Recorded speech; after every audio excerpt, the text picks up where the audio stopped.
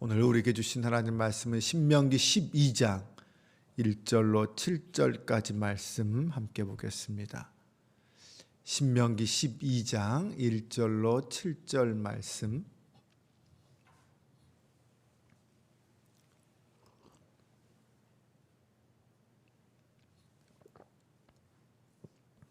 신명기 12장 1절로 7절 저와 여러분이 한 절씩 교독하겠습니다. 내 조상의 하나님 여호와께서 내게 주셔서 차지하게 하신 땅에서 너희가 평생에 지켜 행할 규례와 법도는 이러하니라. 너희가 쫓아낼 민족들이 그들의 신들을 섬기는 곳은 높은 산이든지 작은 산이든지 푸른 나무 아래든지 막론하고 그 모든 곳을 너희가 마땅히 파멸하며 그 제단을 헐며 주상을 깨뜨리며 아세라상을 불사르고 또 그 조각한 신상들을 찍어 그 이름을 그곳에서 멸하라. 여호와께는 너희가 그처럼 행하지 말고 오직 너희의 하나님 여호와께서 자기의 이름을 두시려고 너희 모든 지파 중에서 택하신 곳인 그 계실 곳으로 찾아 나아가서 너희의 번제와 너희의 제물과 너희의 11조와 너희 손의 거제와 너희의 서원제와 낙헌 예물과 너희 소와 양의 처음 난 것들을 그리로 가져다가 드리고 다 같이 거기 곧 너희의 하나님 여호와 앞에서 먹고 너희의 하나님 여호와께서 너희의 손으로 수고한 일에 복 주심으로 말미암아 너희와 너희의 가족이 즐거워할지니라. 아멘. 할렐루야. 오늘도 새벽을 깨우고 성전 나와 함께 예배하는 사랑하는 모든 성도들, 하나님께서 오늘도 믿음의 자리로 우리를 이끌어 가시고 승리하는 하나님의 사람 되게 해주실 줄로 믿습니다. 신명기 11장까지는 하나님의 법도와 규례를 지켜 순종하라 라는 말씀을 반복해서 강조했습니다. 그리고 이제 12장부터 26장까지는 이스라엘이 지켜야 할 규례와 법도의 내용들을 구체적으로 설명해 주고 있습니다. 지금까지는 율법의 순종을 말했다면 이제는 순종해야 할 율법들의 자세한 내용들을 강론하고 있는 것입니다.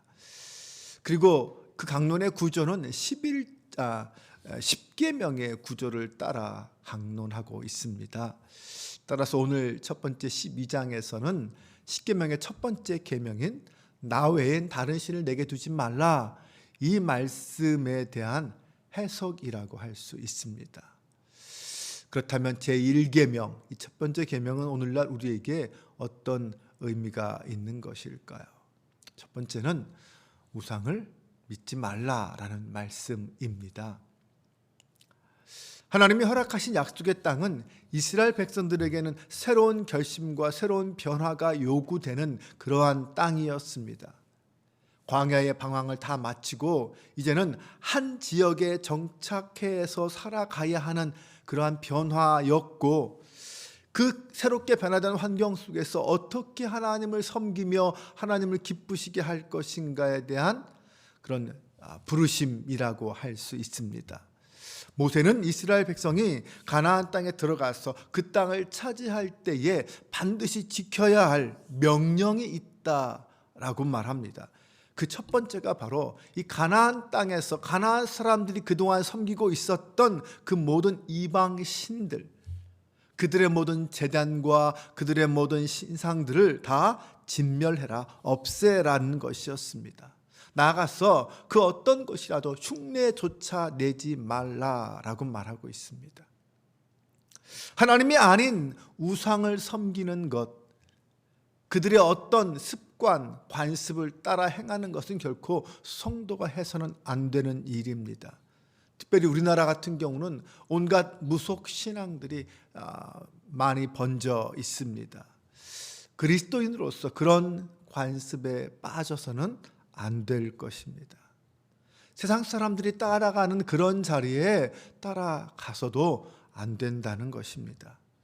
우리의 믿음의 대상, 우리의 섬김의 대상, 예배의 대상은 오직 하나님 한 분뿐입니다. 우리 인생을 향한 영원한 복도, 은혜도 오직 그 하나님으로부터만 나온다는 것을 우리는 알아야 합니다. 두 번째로 모세는 모든 이방의 신당들과 제단과 신상들을 다 제거하라라고 했을 뿐만 아니라 이스라엘 백성들은 하나님이 거하시는 택하신 장소에서만 제사해라, 예배하라 라고 말하고 있습니다. 거기가 어디일까요? 바로 성막을 말합니다. 나중에는 성전을 이야기한다고 할 수 있습니다. 이방 신당들은 곳곳에 산당들이 있었습니다. 높은 산, 낮은 산, 나무 아래 곳곳에 있을 만한 곳에는 다 그런 어떤 제단들을 만들어 놓고 산당들을 지어 놓고 거기서 제사를 드렸습니다. 하지만 이스라엘 백성들은 하나님께 예배 드릴 때는 오직 하나님이 정하신 한 곳, 성막, 성소로 불리는 그곳에서만 제사해야 된다라고 말합니다. 하나님이 정하신 장소로 가서 하나님이 정하신 제물을 가지고 하나님께만 드려야 한다는 것이죠. 하나님께서는 이스라엘 백성들을 가나안 땅에 들어가게 해 주셨습니다. 그 모든 것이 하나님의 은혜요, 하나님의 능력이 있었기에 가능했던 일입니다. 하나님이 이스라엘 백성들을 사랑하셔서 그 당신의 신실하심을 그렇게 보여주셨다면 이스라엘 백성들이 해야 할 일은 그 하나님에 대한 경배와 예배였습니다. 그분의 말씀에 따라 그분이 기뻐하시는 일들을 행하는 것이었죠. 오늘 우리는 오직 예수 그리스도를 통해서만 하나님께 나아갈 수 있습니다. 네, 그 예수 그리스도의 몸인 교회를 통해서 하나님 앞에 예배 드릴 수 있습니다. 그런데 요즘 코로나 이후에는 사실 사람들이 교회당에 성전에 나와서 예배 드리기보다는 인터넷이나 어떤 TV를 통해서 예배를 드리는 경우가 많이 생겼습니다. 사실 어쩔 수 없는 경우에는 그럴 수 있습니다. 하지만 이것이 습관이 되어서는 안 될 것입니다. 그리스도인은 내 마음대로 내가 원하는, 내가 하고 싶은 방식이 아니라 하나님이 원하는 방식대로 예배를 드려야 합니다. 우리는 그리스도의 몸인 교회에 나가서 함께 한 공동체가 되어서 함께 한 마음으로 예배 드려야 한다는 것입니다. 모든 지체가 함께 모여서 하나님 베푸신 그 은혜에 감사하며 함께 찬양하고 경배하는, 이것이 진짜 우리가 사모해야 할 예배의 모습입니다. 그렇다면 우리의 예배는 어떤 예배의 모습이어야 할까요? 7절을 보면 이렇게 말합니다. 거기 곧 너희의 하나님 여호와 앞에서 먹고 너희의 하나님 여호와께서 너희의 손으로 수고한 일에 복주심으로 말미암아 너희와 너희 가족이 즐거워하라 라고 말합니다. 이 7절 말씀은 예배자에게 주시는 축복의 말씀이라고 할 수 있습니다. 여호와 앞에서 먹으라 라고 말합니다. 이 여호와 앞에서 먹으라라는 말은, 그 말 속에 담긴 의미는 그때의 제사는 화목제를 의미합니다. 화목제는 화목의 제물을 다 완전히 태워서 불에 드리는 것이 태워드리는 것이 아니라 불에 다 태우지 않고 제사가 끝난 다음에는 제사를 드린 사람과 제사장들이 함께 모여서 그 고기를, 제물의 고기를 나누어 먹는 제사입니다. 하나님 앞에서 함께 제사를 드리고 함께 그 제물을 나누어 먹는다는 거죠. 그리고 모세는 너희와 너희 가족이 즐거워하라 라고 말합니다. 그러면 왜 즐거워할 수 있을까요? 즐거워해야 하는 이유는 그렇습니다. 내가 행하는 그 모든 일들마다, 나의 모든 수고와 땀마다 하나님이 복 주셨기 때문에 그 복 주심에 대한 감사를 가지고 하나님 앞에서 즐거워하라는 거예요. 여러분, 이것이 기독교 신앙입니다. 다른 우상들과 기독교 신앙의 차이는 거기에 있습니다. 이방 종교들의 특징은 뭡니까? 네, 자기가 믿는 그 신을 만족시키기 위해서 온갖 수단과 방법을 가리지 않고 별의별 일을 다 버립니다. 내가 그 신을 만족시켜야 그 신이 나에게 복을 주신다고 생각해요. 그래서 그 신을 위해서 온갖 일들을 다 하죠. 신을 기쁘게 하기 위해서.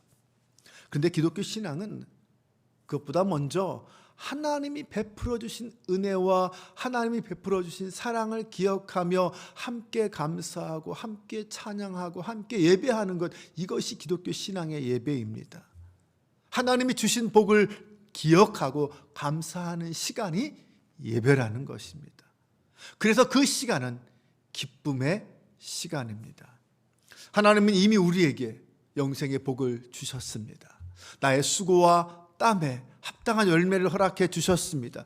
그 하나님, 그 좋으신 하나님을 기뻐하고 즐거워하며 예배하는 것, 이것이 기독교 신앙이라는 거죠. 사랑하는 여러분, 그러므로 우리는 우리가 드리는 그 모든 예배의 자리에서 함께 즐거워해야 합니다.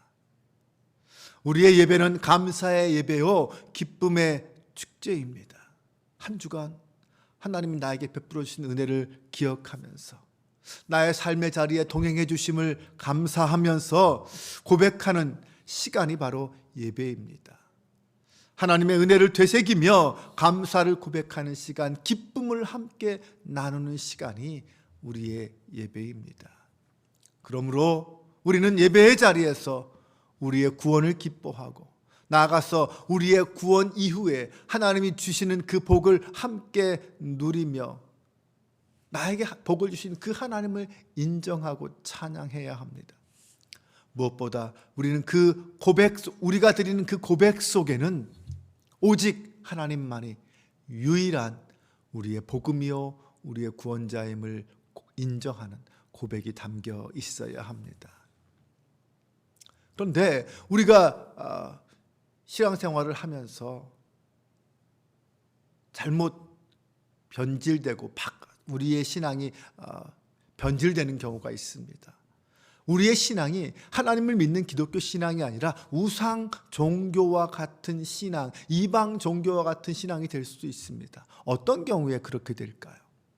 그것은 하나님이 주신 복과 하나님을 헷갈릴 때 그렇습니다. 우리의 예배의 대상이 바뀌어 버릴 때 그래요. 네, 하나님이 주신 복이 우리의 예배의 대상이 되어 버리면 거기에 우리 인생의 목적이 들어가고 목적이 되어 버리면 우리의 예배는 변질되기 시작합니다. 그러므로 우리의 진짜 예배는 무엇이냐? 하나님이 주신 복을 바라보던 시선에서 그 복을 주시는 하나님을 향하여 시선을 바꾸는 시간, 그것이 바로 예배의 시간이라는 거예요. 예배는 하나님이 주신 복에서 그 복을 주시는 하나님께로 우리의 시선을 바꾸고 그 하나님의 이름을 부르며 찬양하는 것입니다. 이방 종교들은 무엇 때문에 예배합니까? 복을 받기 위해 예배합니다. 그러나 우리의 신앙은 우리와 함께 하시고 우리 인생의 은혜와 복을 허락하신 하나님께 감사하는 것입니다. 그러므로 우리는 예배를 사모하고 즐거워해야 합니다. 바로 그것이 성도가 있어야 할 자리입니다. 오늘은 하나님이 가장 중요하게 여기시는 계명, 그 계명이 무엇인지를 살펴보았습니다. 우리는 오직 하나님께만 예배해야 합니다. 그리고 우리 예배의 중심은 언제나 성전, 하나님이 정하신 성전, 교회여야 합니다. 나아가서 우리는 함께 예배 모여서 함께 예배드릴 그때에 하나님이 주신 은혜와 복을 기억하며 함께 즐거워해야 합니다. 오늘도 하나님 앞에서 우리의 삶의 자리가 하나님을 기뻐하고 즐거워하는 예배의 자리가 될 수 있기를 주님의 이름으로 축원합니다. 기도하겠습니다. 하나님, 십계명의 첫 번째 계명은 나 외에 다른 신을 내게 두지 말라입니다. 오직 여호와 하나님만이 우리의 참된 하나님이심을 믿습니다. 이 세상의 모든 우상들을 물리치고 하나님만 예배하는 저희가 되게 하옵소서. 우리의 삶의 중심이 하나님의 성전이 되게 하시고 우리의 기쁨과 행복의 근원이 오직 하나님만임을 고백하게 하여 주옵소서. 무엇보다 우리의 삶을 살아가면서 하나님이 주신 복의 마음을 빼앗기지 말길 원합니다. 복의 근원이신 하나님을 주목하며 하나님만을 예배하게 하여 주옵소서. 오늘도 예배와 기도로 하루를 시작합니다. 우리의 마음 중심을 보시는 주님, 전심으로 기쁨으로 드리는 우리 예배를 받으시고 오늘 하루의 삶의 자리에서 하나님만 영광 받으시는 하루가 되게 하여 주옵소서. 우리의 예배를 받으시기에 합당하신 유일하신 구원자 예수 그리스도의 이름으로 기도합니다. 아멘.